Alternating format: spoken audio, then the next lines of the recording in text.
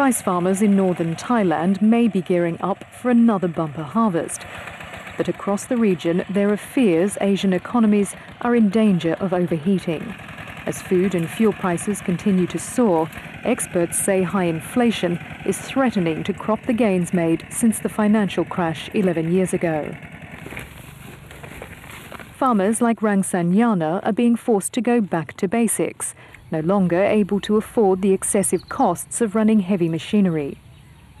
We can no longer use the gasoline. We will revert to the old-fashioned way. We're going to use the cow and buffalo to plow the land. That way we will produce the same amount, but we will make more profit.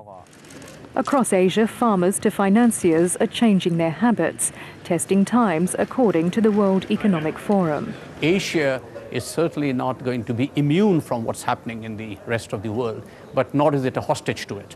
And therefore, the growth that we have seen over 6% this year and 8.7% last year, which was the highest in 2 decades, is very strong.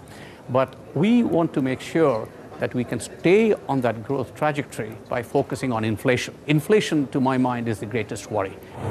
From Bangkok to Beijing, Asian inflation this year is likely to be the highest in a decade.